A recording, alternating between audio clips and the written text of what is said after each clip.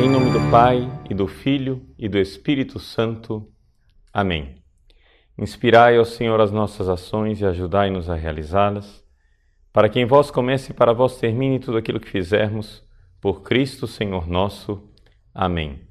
Santa Maria, Mãe de Deus, rogai por nós. Em nome do Pai, e do Filho, e do Espírito Santo. Amém. Nós iniciamos essa semana a explicação do Tratado da Verdadeira Devoção à Santíssima Virgem Maria, escrito por São Luís Maria Grignon de Montfort. Como é que nós vamos nos consagrar à Virgem Maria?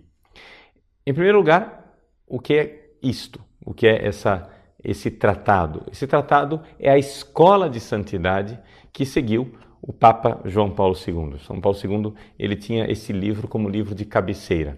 Era esta forma que ele tinha de viver a sua consagração a Deus, entregando-se a Maria, totus tuus, Maria. E não somente o bem-aventurado João Paulo II, mas também tantos outros santos, como por exemplo São João Bosco, São Padre Pio de Pietrelcina, Santa Teresinha do Menino Jesus e assim por diante. Tantos santos, grandes santos da nossa devoção, viveram a consagração perfeita a Nossa Senhora. Então, é um método de santificação, é uma escola de espiritualidade. Ninguém é obrigado a se consagrar a Nossa Senhora. No entanto, eu vou explicar conforme o Tratado da Verdadeira Devoção de São Luís. Aqueles que já são consagrados, né, podem renovar a sua consagração. Aqueles que ainda não são, podem, então, conhecer aquilo que é e, então, se candidatar a ser consagrados, a serem escravos de Maria. Bom, vamos entender, em primeiro lugar, então, o que é esta consagração a Nossa Senhora. O próprio São Luís nos explica e existe um princípio fundamental que inicia aqui no capítulo 1. Quem tem essa edição da Arca de Maria, né, do Tratado da Verdadeira Devoção, na página 25, trata-se do número 14 do tratado. Ele diz assim, né, que, em primeiro lugar, é importante a gente notar uma coisa. Essa é a primeira palavra que a gente tem que pronunciar quando a gente falar aqui de qualquer coisa com relação à Virgem Maria. É que, se nós formos comparar Deus e a Virgem Maria é um nada diante de Deus. Isso tem que ficar bem claro desde o início. Se o nosso ponto de vista fosse nós olharmos de cima para baixo, ou seja, de Deus para a Virgem Maria é um nada diante de Deus. E isso para nós católicos é um ponto de honra, é um ponto importante, é basilar. Isso aqui é fundamental. E isso está dito no número 14, não é? Está lá. Com toda a igreja, confesso que Maria, não sendo mais do que uma simples criatura, saída das mãos do Altíssimo, é menor que um átomo, ou antes, não é nada em comparação com a majestade infinita, visto que só Deus é aquele que é. Então, vejam, se é esse negócio de cima para baixo, se a gente vai olhar de Deus para Maria, Maria não é nada. Só que esse não é o nosso ponto de vista. O nosso ponto de vista natural é nós olharmos de baixo para cima. E se nós olharmos de baixo para cima, nós iremos ver que Maria está muitíssimo acima de nós. Que Maria está imensamente acima de qualquer criatura. Agora, o que acontece? Que como criatura, claro, é sempre, por maior que ela seja, ela é sempre criatura. Então, a partir de Deus, ela é um nada. A partir de nós, ela é imensa. Ela é grandiosa. Então, vejam que existe aqui um sério problema, não é? Que os nossos irmãos protestantes, não é? Eles insistem nessa primeira coisa, de dizer que Maria não é nada diante de Deus. É evidente. Agora, o problema é o seguinte, você não é Deus, meu irmãozinho. Meu irmão, você não é Deus. Então, você não olha para Maria de cima para baixo. Veja, o protestante que se coloca a olhar para Maria e desprezá-la como um nada, está se colocando na posição de Deus. Você está notando a soberba? Deu para notar? Não sei se deu para notar a soberba. O negócio aqui é complicado. Você olha para Maria e diz que ela é um nada? Que Deus diga isso? Que Deus, a partir do ponto de vista de Deus, ele diga isso? Isso é perfeitamente justo. Agora, quem é você, rapaz? Quem que você pensa que você é de olhar para esta criatura imensa, magnífica, a mais perfeita de todas as criaturas e dizer que ela é um nada diante de você? Ou seja, diante de você, ela é grandiosa. E é por isso que está escrito na Sagrada Escritura, não é? Que as gerações me chamarão de bem-aventurada. E nós, católicos, obedecemos a Bíblia, obedecemos a Deus, obedecemos a palavra de Deus, considerando Maria grandiosa. Então vejam só. Então a primeira coisa está claro para nós. Diante de Deus, Maria não é nada. Mas diante de nós, ela é muita coisa. Então, saia da sua posição de soberba, pare de brincar de Deus, desça do trono do Altíssimo, sai daí, que não te pertence, não é seu. Sai do trono, saia dessa soberba e vem aqui entre os mortais, entre os seres humanos para olhar para Maria. Você quer olhar para Maria? Olhe desde o seu lugar, rapaz. Você toma vergonha na sua cara e olha a partir do seu lugar. Não brinque de Deus, porque quem brincou de Deus é Satanás, você sabe que ele está no precipício do inferno. Então não brinque de Deus. Isso é muito sério. Então vejam só. Outra coisa que São Luís diz no número 14, e isso é fundamental no início do nosso estudo. Ele diz que Deus não precisa de Maria. Ele diz assim: por conseguinte, esse grande Senhor, sempre independente, bastando-se a si mesmo, não teve nem tem absoluta necessidade da Santíssima Virgem. Deus não precisa de Maria para salvar ninguém. Está entendendo? Não precisa dela. Deus é absolutamente livre e soberano. Problema, e aqui vem o número 15. Aí o número 15, vamos para as consequências lógicas, porém, que é o seguinte: Deus não precisa de fato. Ele é absolutamente livre. Mas Deus quis precisar. Ninguém pode negar isso. Ou seja, para que o Verbo divino se fizesse carne, para que Jesus viesse ao mundo, para que o Salvador viesse ao mundo, Deus não precisava de Maria, mas ele quis precisar dela, e não somente isso, pediu o consentimento dela. O anjo, emissário de Deus, um dos maiores emissários de Deus, o arcanjo Gabriel, foi até a Virgem Santíssima e pediu o consentimento. Então ele não precisa, mas ele quis precisar, livremente. Isso é o livre arbítrio de Deus. Deus tem seus eleitos, Deus tem seus escolhidos, Deus tem seus prediletos. E sendo assim, tendo Deus seus eleitos, seus escolhidos e seus prediletos, ele escolheu, ele prediligiu, ele elegeu a Virgem Maria.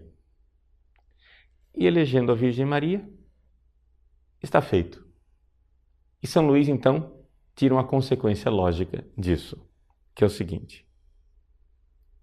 No entanto, supostas as coisas como são, tendo Deus querido começar e acabar as suas maiores obras pela Virgem Santíssima, depois de a formar, digo que é de crer que não mudará de procedimento em todos os séculos. Romanos 11, 29. Ele é Deus e não muda nem nos seus sentimentos, nem na sua conduta. Então é o seguinte, Deus quis nos salvar enviando o Salvador pela Virgem Maria. Então o princípio fundamental sobre, digamos assim, essa pedra angular sobre a qual está edificada todo o edifício desse tratado e essa verdadeira devoção à Virgem Maria é esse. Que Deus não precisava de Maria, mas ele escolheu, ele quis precisar. E uma vez que ele é imutável, ele escolheu isso e é assim que ele vai continuar agindo através dos séculos. Através dos séculos, quando o Filho Jesus se encarna, ele se encarna através da Virgem Maria. Então, e é isso que está aqui no artigo 1º, né? O primeiro princípio. Deus quis servir-se de Maria na encarnação. Então, eu queria que vocês entendessem aqui a lógica, não é? Dessa primeira parte do primeiro capítulo. É muito simples, é muito fácil de entender. A lógica é essa. Deus quis se servir de Maria para encarnar o seu filho.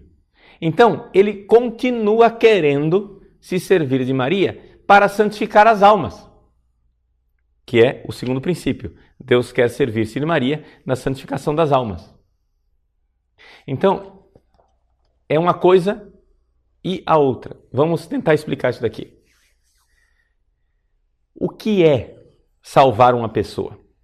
Vamos tentar entender isso, porque isso é fundamental.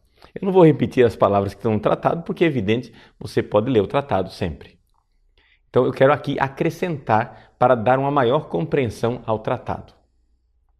Então vejam só. Deus Pai quer nos salvar. E nos salvar quer dizer que Ele quer gerar o Cristo em nós.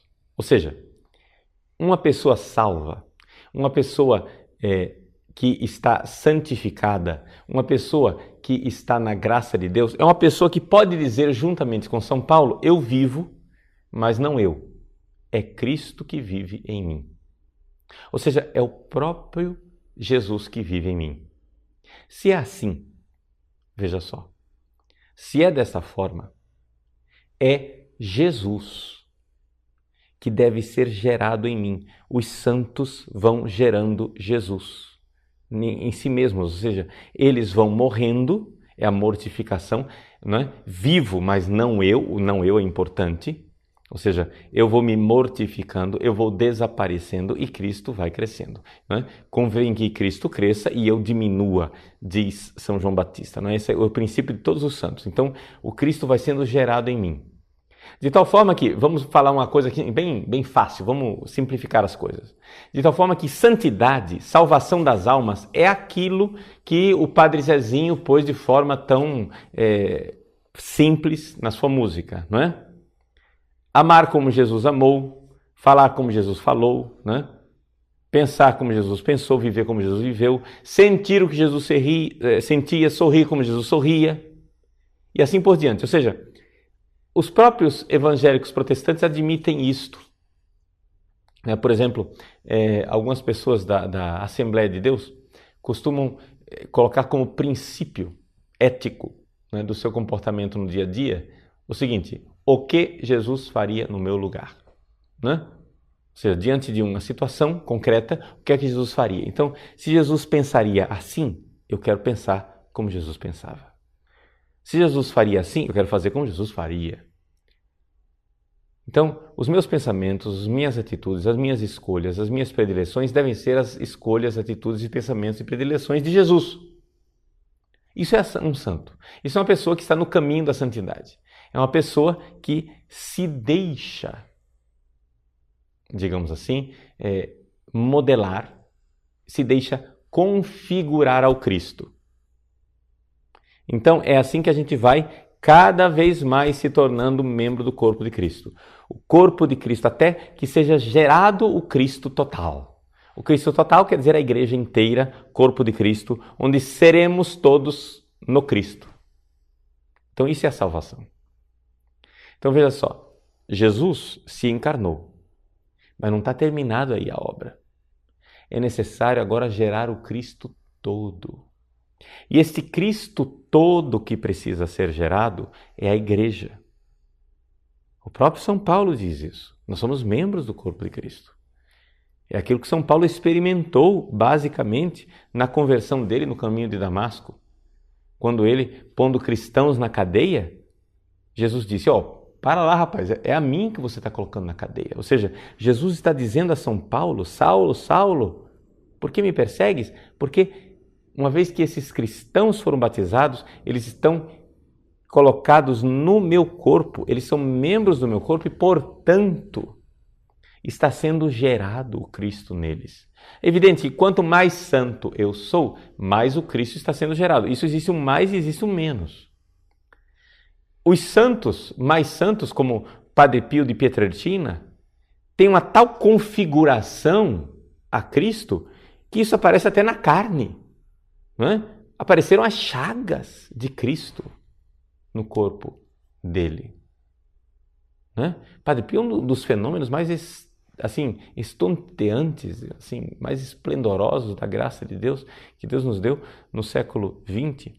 Então vejam, os santos vão se configurando a Cristo. Ou seja, o Cristo vai sendo gerado em nós. Então, se você entende isso, você entende por que é que Maria é importante. Ou seja, Deus precisava de Maria para mandar seu filho aqui na Terra? Resposta, não. Absolutamente não. Jesus podia ter vindo de helicóptero, de avião a jato, ele podia ter brotado da grama como os cogumelos, né? Ele poderia ter caído das árvores como as mangas, ele poderia ter feito o que quisesse. Jesus poderia sair da toca das raposas, Jesus poderia descer numa espaçonave, como um extraterrestre. Mas Deus não escolheu nenhum desses meios. Deus escolheu pedir o consentimento de uma mulher especial que ele escolheu porque ele a amou, porque ele a prediligiu. Uma mulher que é criatura, claro, uma simples criatura, mas Deus quis usar essa simples criatura para gerar o Filho. E por isso, Deus continua querendo isso. Na cruz, quando a igreja foi gerada na cruz, Jesus olhou para o discípulo e disse, filho, eis aí a tua mãe. Isso quer dizer que Jesus, ao fazer isso, não é? Está dizendo, veja, eu quero continuar sendo gerado nela. Ou seja, o Cristo total, o Cristo que é a igreja, precisa continuar a ser gerado na Virgem Maria. Porque Deus não muda. Então esse primeiro capítulo é muito simples de entender. O primeiro capítulo é basicamente isto. Deus não precisava de Maria, mas quis precisar, escolheu, e aí a gente só tem que acatar. Nós só temos que inclinar as nossas cabeças e adorar o desígnio divino, a vontade de Deus. Deus sabe mais, Deus é mais do que eu. Ele sabe. Então eu aceito que ele quisesse se submeter à Virgem Maria. E Jesus, né, então, foi gerado nela. Não somente foi gerado nela, ele foi educado por ela. Deus Altíssimo e Santíssimo se submeteu à Virgem Maria. É uma coisa escandalosa, mas está nos Evangelhos, está no Evangelho de Lucas, que Jesus era submisso à Virgem Maria. Ele, Senhor, Criador do céu e da terra. Não é? Ele quis. Então, o que acontece? Nós também. Maria é necessária para gerar o Cristo em nós, para gerar o Cristo total. Então é isso que é esse segundo princípio. Deus quer servir-se de Maria na santificação das almas, ou seja, na geração do Cristo em nós. Tá bom? Então quer dizer o seguinte, depois tem um segundo artigo, que é a questão das consequências, não é? A segunda consequência que eu queria chamar a atenção diz assim, Maria é necessária aos homens para conseguir a salvação. Necessária. Não era necessária para Deus, mas uma vez que Deus escolheu esse caminho, ela é necessária para conseguir a salvação. Então, deixa eu dizer aqui uma coisa muito importante. Tá? Eu sei que o que eu vou dizer não é nada ecumênico, mas eu vou dizer. Porque São Luís diz, e eu preciso ser honesto. Não é? Deixa até, vou achar aqui a citação, porque depois o pessoal diz que eu estou colocando palavras na boca de São Luís, e o negócio é complicado. Página 33, é o número 30 do tratado. Ele diz assim, quem não tem Maria por mãe, não tem Deus por pai. Atenção. E São Luís, ele é de uma consequência lógica. Ele diz assim, portanto, Portanto, cuidado, hein? Daqui a pouco eu explico. Por favor, não comecem a jogar pedras no computador que vai estragar seu computador aí, não. Por favor, calma, deixa eu explicar. São Luís diz, portanto, os hereges e apóstatas que não aceitam a Virgem Maria como mãe, não têm Deus como pai. São Luís é de uma consequência lógica, né? É de uma lógica cortante. Muito bem. E aí, padre? Como que nós ficamos nesses tempos de ecumenismo? O que é que nós vamos dizer? Que os protestantes não têm Deus como pai? Então, vamos explicar as coisas, como aliás eu acho, é possível, provável, que o próprio São Luís entendesse isso, não é? Mas vamos aplicar nós aqui. Então, eu agora não quero falar com a autoridade de São Luís. Eu estou falando aqui, isso aqui é um raciocínio do Padre Paulo. Portanto, você pode perfeitamente discordar de mim, mas eu quero fazer esse raciocínio, que é o seguinte. Veja, existem protestantes e existem protestantes. São dois tipos. Existe o protestante que verdadeiramente, plenamente consciente, estudado, consciente, rejeita a fé católica. Mas veja só, para fazer isso, para rejeitar a fé católica, ele tem que conhecer a fé católica. Esse é o problema.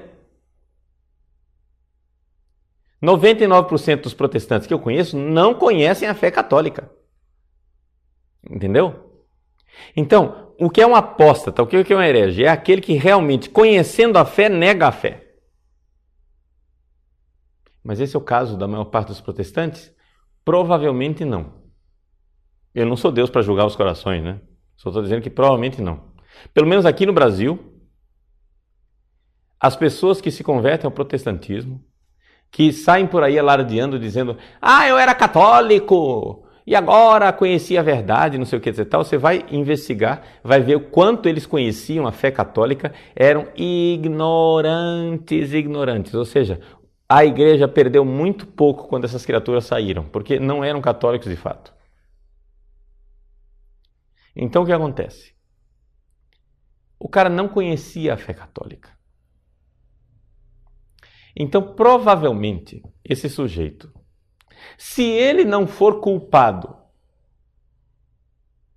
de ignorância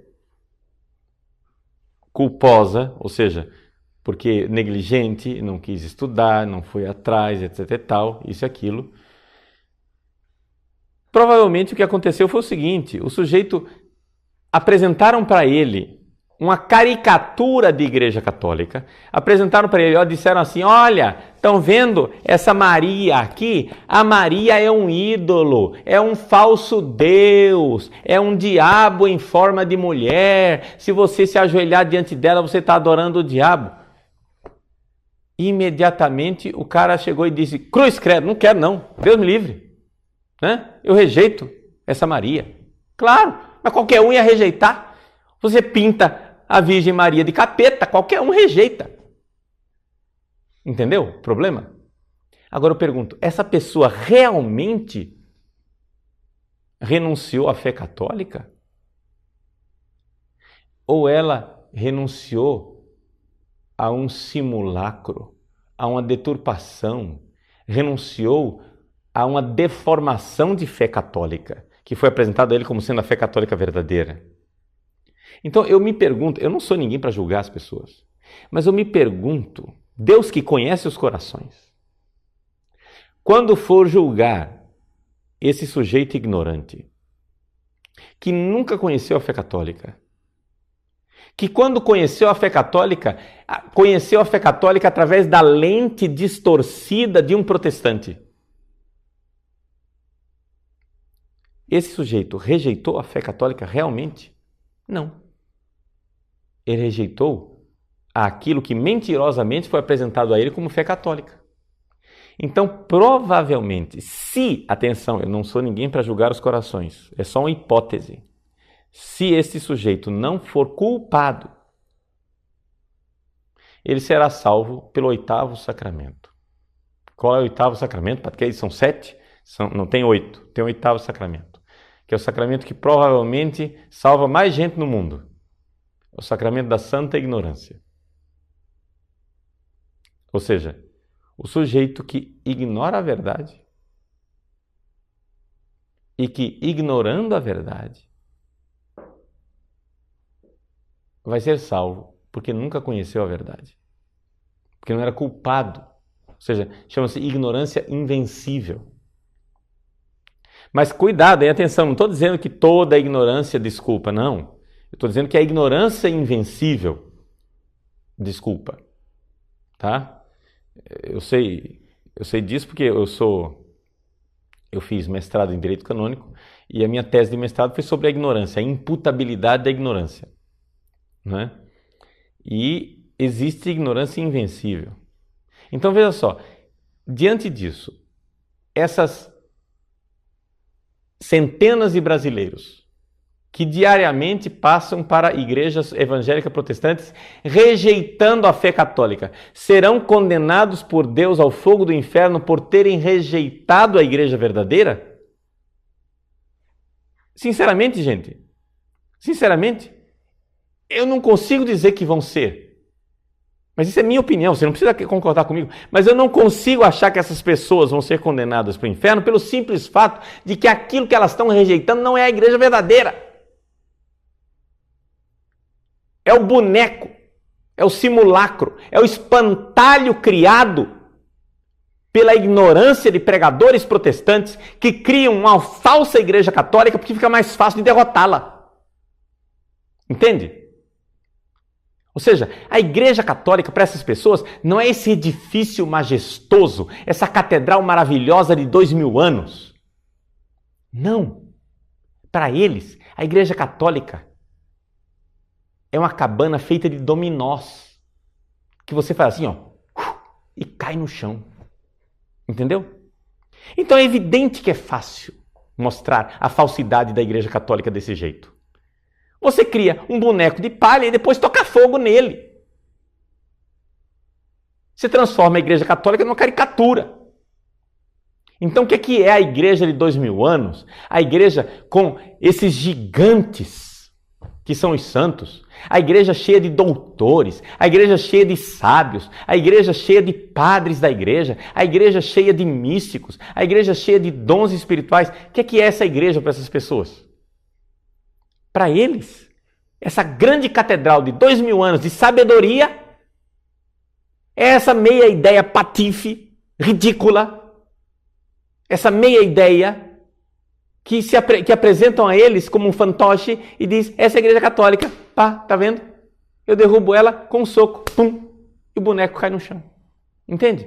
Quer dizer, você tem a igreja que é um gigante espiritual, a igreja católica que é um gigante, um colosso de teologia, de mística e de santidade, mas você não enfrenta o colosso, você enfrenta o simulacro que você criou. É fácil, né? Assim até eu derroto a igreja católica, entende? Assim qualquer um derrota a igreja católica. Então, o problema é o seguinte, a igreja de 2000 anos não é rejeitada verdadeiramente, é o simulacro que é rejeitado. Então a pergunta é a seguinte, vejam só. Uma pessoa que rejeita a Virgem Maria, sabendo quem é a Virgem Maria, estudando quem é a Virgem Maria, conhecendo a teologia verdadeira da Igreja Católica verdadeira, esta pessoa que rejeita esta verdade, essa pessoa é culpada de rejeitar a revelação divina e o caminho que Deus escolheu para a salvação das almas e da humanidade.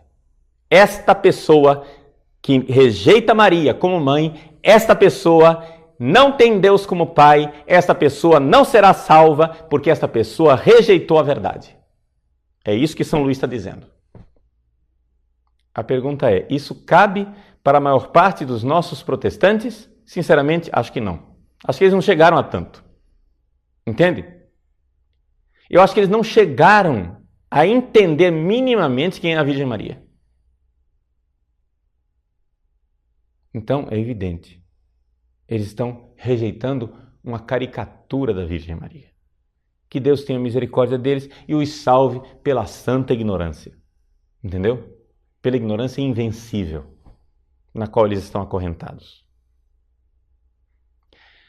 Então, é evidente, que para aceitar a salvação que vem através de Jesus Cristo, eu preciso aceitar o caminho que Deus escolheu para trazer Jesus Cristo ao mundo, que é a Virgem Maria. E se eu aceito que Deus é Pai de Jesus, a quem é que Jesus chamava de Pai? Deus. E a quem é que ele chamava de Mãe? Maria. Se eu vou ser o próprio Cristo, se eu vou ser membro do Cristo, se eu vou ser membro do Cristo total, eu preciso aceitar Deus como Pai. Mas eu aceito o Pai e não aceito a Mãe?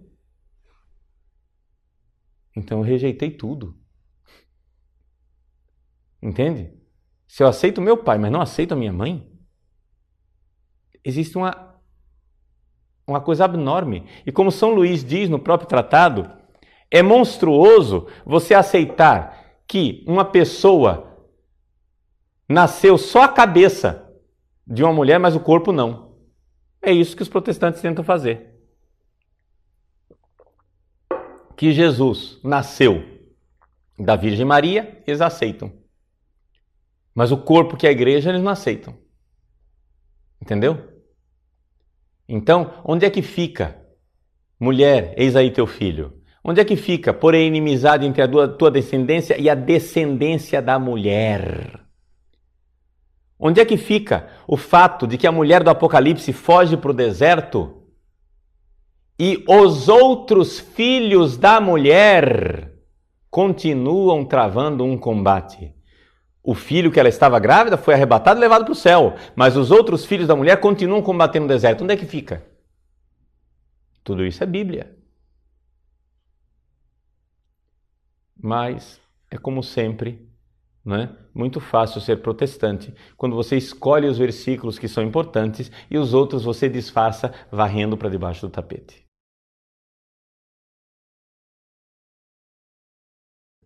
Jesus foi submisso a Maria. Mas como Maria era submissa a Jesus, sendo ele seu filho? Tudo a respeito da Virgem Maria tem algo de aparentemente contraditório. Ou seja, a palavra correta, se a gente for usar a palavra correta, seria paradoxal. Por quê? Porque veja só, ao mesmo tempo que ela é criatura de Deus, ela tem privilégios. Então tudo aquilo que a gente diz a respeito das criaturas, nós podemos dizer, daquilo que é o estado normal das criaturas, nós podemos dizer de Maria. Mas ela, ao mesmo tempo, tem privilégios que a colocam numa situação de aparente contradição, ou seja, uma situação paradoxal. Vamos explicar. Maria recebeu de Deus uma realidade privilegiada. Deus Pai, lá na eternidade, no céu, gera o Filho eternamente. Estamos de acordo? Ou seja, na Trindade, não é? Desde toda a eternidade, o Pai sempre existiu, o Filho sempre existiu, o Espírito Santo sempre existiu, mas o Pai gera o Filho, de alguma forma, que nós não entendemos como funciona, mas isso é lá em Deus. Acontece que este gerar o Filho, que é privilégio, sim, a palavra certa não é isso, que é característica própria de Deus Pai, única de Deus Pai, reservada a Deus Pai, Deus quis dar a Maria privilegiadamente. Então, assim como o Pai gera o Filho na eternidade, na história, Deus concedeu a uma mulher fazer algo que é próprio de Deus, gerar o Filho. Jesus foi gerado no ventre da Virgem Maria. Claro que foi gerado por Deus Pai, mas também tinha Maria como mãe. Então, ela participou dessa geração. Então isso é privilegiado. Veja, enquanto todas as criaturas são criadas por Deus, e, portanto, os homens, né, as pessoas, os seres humanos, são adotados por Deus numa filiação através da graça, Maria, que é filha de Deus através da graça, é ao mesmo tempo mãe de Deus, também através da graça e de um privilégio. Então isso cria, não é? Digamos assim, um paradoxo. A mesma mulher é ao mesmo tempo filha de Deus pela graça e mãe de Deus pela graça, porque participou de forma privilegiada num desígnio salvífico. Ora, essas duas verdades, não é? Que são reais em Maria, elas podem parecer paradoxais. Então, o que é que a gente faz? Para fazer teologia, nós temos que pegar uma verdade de fé, Maria é filha de Deus. Outra verdade de fé, Maria é mãe de Deus. E tentar explicar teologicamente, com um esforço de raciocínio humano, como é que essas duas verdades não se contradizem. Isto é o esforço da teologia. No entanto, nós com fé aceitamos as duas coisas. E o que é o herege? O herege é aquele que vê uma verdade de fé, Maria é filha de Deus, vê outra verdade de fé, Maria é mãe de Deus, vê que as duas estão em aparente contradição, paradoxo, e para resolver o problema, nega uma delas. E diz, Maria não é mãe de Deus. Pronto, acabou. Ela é só filha. Está resolvido o problema. Então, o herege, né, é aquele que... A palavra heresia quer dizer isso. Hairesis, em grego, quer dizer escolha. O herege é aquele que, vendo duas verdades em aparente contradição, escolhe uma delas e a outra ele joga fora. Então isso é heresia, ou seja, a escolha de uma verdade de fé. Enquanto o católico, a palavra católico, katholon, katolikos, é aquilo que é o todo. O católico é aquilo que aceita a fé toda, as duas coisas. Então, ter fé católica é ter fé completa. Ter fé herética é ter fé incompleta. Eu escolhi uma coisa e fiquei com a outra. O católico é o que aceita, não é, estas aparentes contradições. Isso é ser católico.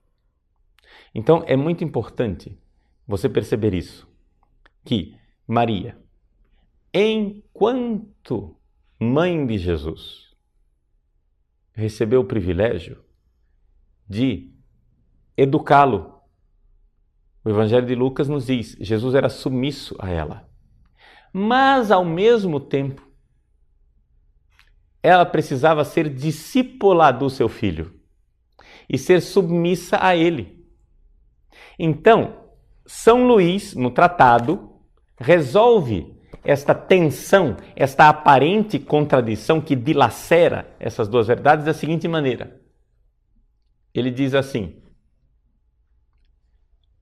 Deus, ainda hoje, como ele fazia antigamente, está submisso a Maria. Mas existe uma coisa. Maria nunca pede aquilo que Deus não quer. Ou seja, ela está em primeiro lugar submissa a Ele, ela está totalmente obediente, totalmente configurada a Deus. Maria não pede nada porque quer que Deus não queira, porque ela não tem pecado, ela não tem revolta. Ela não tem a revolta luciferina, ela não tem a revolta de Lúcifer, ela é totalmente dócil e por isso quando ela abre a boca para pedir, ela sempre pede aquilo que ela sabe que está no coração de Deus. Em contrapartida, Deus, Filho, Jesus, continua submisso a ela, porque Deus não muda, não é? Então, continua submisso a ela, continua aceitando todos os pedidos dela e se submetendo a ela. Mas por que é que Deus pode se submeter ao pedido de Maria? Porque Maria está totalmente submissa a Deus. Não sei se deu para entender, né? Como a coisa funciona. Então não há nenhuma dificuldade em nós dizermos que ainda hoje o Filho Jesus obedece Maria.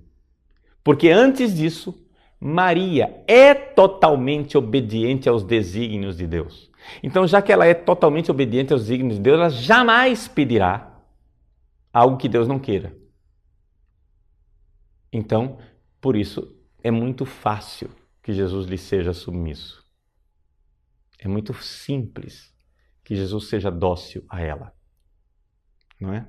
Então, é essa a resposta que São Luís daria a isso daqui. Não sei se deu para entender. Se Maria não tinha pecado, como pode o sim de Nossa Senhora ter sido verdadeiro? Seria ela livre para dizer não ao anjo? Essa sua pergunta é interessante, mas para respondê-la, basta a gente fazer uma comparação com Eva. Ou seja, Maria não tinha pecado, é evidente, mas Eva também não. Antes do pecado original, Eva também não tinha pecado. Vamos lembrar que Maria é virgem imaculada. Mas Eva também era uma virgem imaculada. Entende? Então, a situação é idêntica. Tanto Eva como Maria eram virgens imaculadas. Uma ouviu o anjo Gabriel e disse sim. Outra ouviu o anjo Lúcifer e disse não. Então, daí você vê como Maria era perfeitamente livre para pecar. Maria podia pecar. Maria podia dizer não. Então, Maria era perfeitamente livre. Então, não caiamos nessa armadilha de achar que nós dizemos não a Deus simplesmente porque somos marcados pela concupiscência do pecado original. E que se nós fôssemos imaculados, sem a concupiscência do pecado original, ser-nos-ia muito fácil dizer sim a Deus. Claro que seria mais fácil, não é? Não tem dúvida nenhuma. Mas é necessário dizer que a tentação, ela existe. É um dos grandes mistérios da nossa fé, porque é que Deus permite a tentação, não é? Então não tem dúvida nenhuma de que se Eva foi tentada, a Virgem Santíssima, Nossa Senhora, também foi tentada, mas venceu as suas tentações. Os protestantes que estão na situação de ignorância não estão colocando em risco suas almas mesmo assim, afinal, perdem muito do auxílio divino, dos sacramentos, da Eucaristia e da confissão principalmente, sem mencionar a intercessão de Nossa Senhora. Não torna ele muito mais perigoso o seu caminho rumo à salvação? Então, para ele, o melhor mesmo e mais seguro não seria se converter ao catolicismo? É claro que sim, não é? Ou seja, eu não sou um irenista religioso, não é? O que é o irenista religioso? O irenista, irene, em grego, quer dizer paz, é um pacifista, um cara que diz, não, todas as religiões são boas. Não estou dizendo isso, não. Eu estou perfeitamente convencido de que a Igreja Católica, não é? Ela é a única Igreja de Cristo e que todas as pessoas salvas no céu são católicos.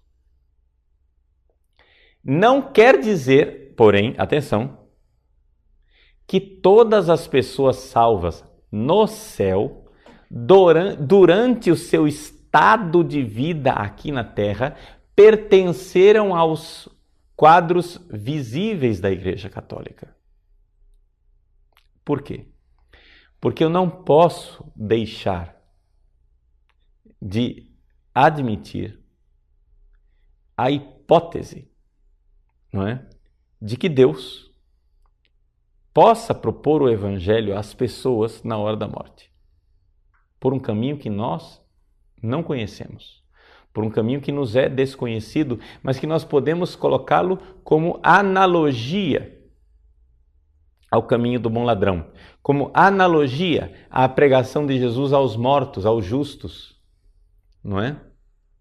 Então, existem doutores da Igreja que colocam essa hipótese, não é? Colocam essa hipótese. Atenção, isso não é um ensinamento infalível. Então, Então existe a possibilidade hipotética de que uma pessoa, por uma ignorância invencível pela qual ela não era culpada, passe seus dias aqui nessa terra seguindo a sua consciência, a sua reta consciência, e que, seguindo sua reta consciência e aquilo que ela alcançou da revelação divina, porque os protestantes alcançaram algo da revelação divina, que essas pessoas, no encontro com o nosso Senhor Jesus Cristo, na hora da morte, possam receber. Porque vejam, aqui que está a coisa. Eu não sei se... Deixa eu esclarecer bem o que eu estou dizendo aqui. É evidente que depois que a pessoa morreu, está tudo decidido, está tudo feito. Depois que a morte acabou, morreu, acabou. Dali para frente, não é? A pessoa está num estado que não tem mais retrocesso. O que acontece, porém, é que a morte é um processo que se dá no tempo, não é? A morte não é um ponto, pac. A morte é um processo, ou seja, entre a morte física da pessoa e aquilo que teologicamente e definitivamente nós podemos chamar morte, existe um processo, não é? E este processo se dá ainda no tempo, portanto, ainda há tempo. E isso nós sabemos através da atestação também de santos, não é? Como São João Maria Vianney, né, quando ele comenta o caso de um suicida, né, ele consola a esposa do suicida dizendo assim: houve tempo entre a ponte e a água. O que estava querendo dizer com isso? Houve tempo dele se arrepender, naquele processo de morte, antes da morte. Então, é possível que nosso Senhor se apresente para aqueles que sem culpa não tiveram a apresentação do Evangelho. Não é?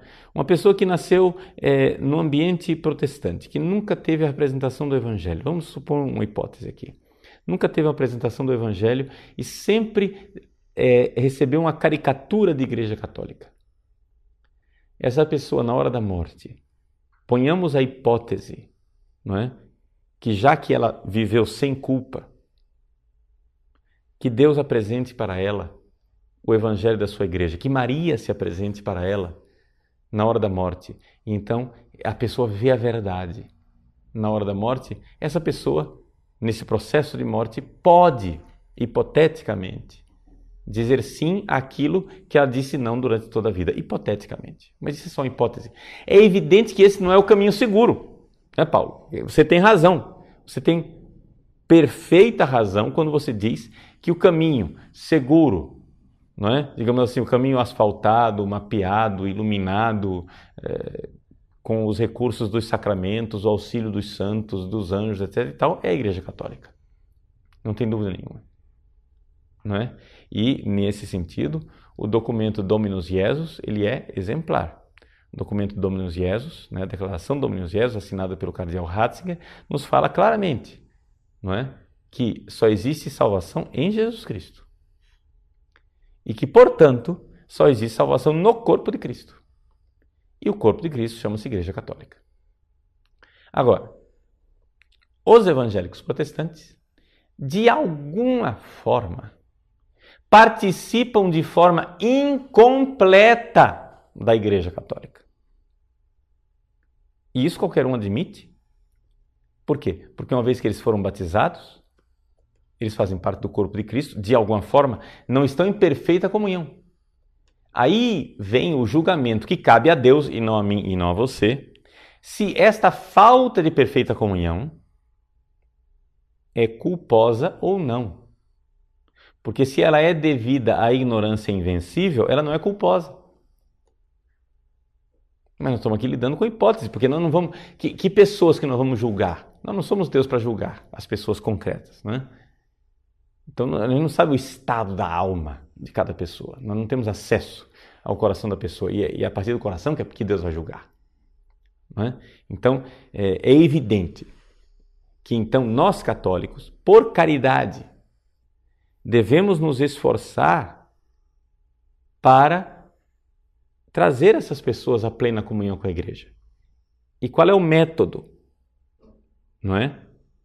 O método é múltiplo. Pode haver um método em que você se apresenta à pessoa com caridade e com amor, com benevolência, com ternura. Mas existe um outro método de amor, que é o amor severo e o amor que abala e chacoalha as pessoas. Quando você vê uma pessoa, um sonâmbulo, caminhando na direção de um abismo, você não vai com delicadeza chegar e dizer, escuta, talvez não seja uma boa ideia você caminhar para o abismo. Não. Você tem que dar uns tabefes na cara do sujeito e acordá-lo. Não é? Então, muitas vezes, a caridade pede essa severidade. Atenção, eu não gostaria que vocês achassem que agora só tem esse método, a severidade. Não, nós temos que descer o sarrafo nos protestantes. Não. É evidente que a gente atrai muito mais abelhas com uma gota de mel do que com um barril de azeite. De azeite não, de vinagre. Não é? Só que acontece o seguinte, quando a pessoa está tomada de soberba e presunção, muitas vezes só tem um caminho, que é a humilhação. Entende? A pessoa precisa ser humilhada para se acordar daquela soberba dela. Por quê? Porque muitas vezes, quanto mais ignorante a pessoa, mais soberba ela é e mais convencida da verdade ela é. E é necessário que você mostre para ela a sua ignorância. Isso é caridade. Isso é amor. Não é? Então, as duas coisas são um método de conversão. Então, nós precisamos ser realmente missionários. Então, com algumas pessoas, o método será um método mais de aproximação na doçura, com outros de aproximação na severidade. Mas sempre guiados pela caridade. E que nós queremos que as pessoas sejam católicas, e não tem dúvida nenhuma, que é muito, muito, muito mais seguro você ir para Deus através dos caminhos que a Igreja Católica oferece, é evidente. Assim, o que eu estou dizendo aqui é somente a solução de uma hipótese teológica, entende? Para nós entendermos que só existe salvação na Igreja Católica, mas dizer que só existe salvação na Igreja Católica não quer dizer que a pessoa, durante o seu tempo de vida visível aqui na Terra, pertencesse aos quadros da Igreja Católica. Pode ser que, ainda no tempo, porém, no percurso de morte, aquela pessoa seja visitada por Deus e receba de Deus a misericórdia última da pregação do Evangelho, tal qual ele é, sem as dificuldades, as debilidades e as fraquezas da nossa pregação, da pregação do Padre Paulo, da pregação e dos contra-testemunhos que nós temos na igreja. É evidente que, por exemplo, um protestante que sinceramente se escandaliza com um mau padre, com um padre católico traidor, com um Judas, não é? É evidente que a culpa é desse Judas e não da pessoa que se escandalizou. Entende? Então, assim, é inevitável que existam escândalos, mas ai daqueles por quem vierem os escândalos, né? Então, é claro, nós queremos que as pessoas participem da igreja. Então, não queria que vocês interpretassem aqui que eu estou colocando panos quentes nas coisas, nada disso. O que eu estou dizendo para vocês concretamente é como, concretamente, historicamente, né, nós temos que perceber que as coisas são complexas. Não é? A verdade ela é sempre muito difícil de articular, porque ela é sempre complexa. A verdade, no mais das vezes, ela é sim e não. Entende? Porque ela tem aspectos de sim, aspectos de não, que se a gente pega o princípio e aperta demais, nós terminamos fazendo escolhas heréticas, que é excluir outras coisas que fazem parte da plenitude da fé católica. Se temos o mandamento de honrar pai e mãe, O que diria Jesus Cristo ao ver a sua mãe Nossa Senhora, que não é respeitada por muitos? Nós precisamos, sim, honrar a Virgem Maria, não é? Isso está atestado plenamente nas Escrituras. Isso está atestado na tradição da Igreja. Isso está atestado, inclusive, por vários protestantes honestos. É interessante isso, não é? Na Santa Sé, atualmente no Vaticano, as pessoas que são encarregadas do ecumenismo, não é? O Papa nomeou novos encarregados para o ecumenismo, eles estão pensando seriamente em começar um diálogo ecumênico diferenciado daquele que tem sido feito até agora. Até agora, quando a gente faz um diálogo ecumênico, de uma forma geral, não é? O que é que acontece? Acontece o seguinte, os católicos pegam tudo aquilo que os protestantes discordam, deixam de lado, se reduzem ao protestantismo de alguma forma e vamos dialogar a respeito daquilo que nós já estamos de acordo. Então, geralmente no diálogo ecumênico o que acontece é simplesmente isso, os católicos deixam de lado aquilo que é próprio, para poder dialogar com os protestantes. Na Santa Sé eles estão tentando um outro caminho agora, estão tentando propor a Virgem Maria como tema de diálogo ecumênico. Por quê? Porque para trazer os protestantes para um campo de debate onde nós não estamos renunciando, entende? Por que a plataforma de debate deve ser sempre a plataforma protestante? Por que nós não podemos debater alguma coisa do lado de cá? Então, a Virgem Maria, que, diga-se de passagem, é um grande, digamos assim, uma grande coluna de aproximação com a Igreja Ortodoxa, com as igrejas ortodoxas, e, ao mesmo tempo, venerada por vários protestantes ao longo da história. Martinho Lutero tinha uma grande veneração pela Virgem Maria. Foi Calvino quem estraçalhou com tudo, não é? Então, existem teólogos protestantes ao longo da história que tiveram uma verdadeira e sincera devoção à Virgem Maria. Portanto, não é impossível nós travarmos um diálogo ecumênico com os protestantes, não é? Então, o honrar pai e mãe, é claro, é um mandamento importantíssimo e que, portanto, honrar a Virgem Maria é uma coisa que está atestado nas Escrituras, está atestado no Magnificat, né? As gerações me chamaram de bem-aventurada, está atestado na saudação de Isabel à Virgem Maria, está atestado na saudação do anjo à Virgem Maria, está atestado, não é? Na própria palavra de Jesus, não é? Que a minha mãe é aquela que ouve a palavra de Deus e a põe em prática. Então, assim, nós vemos com clareza esse princípio de Jesus que honra a sua mãe. E nós sabemos muito bem que todas as vezes que Jesus se refere a Maria por mulher, ele não está desonrando a Virgem Maria, mas está aplicando a ela a profecia do capítulo 3 do livro do Gênesis. Porém, inimizade entre ti e a mulher apareceu, a nova Eva, Maria, não é? Para nos trazer aqui o Salvador.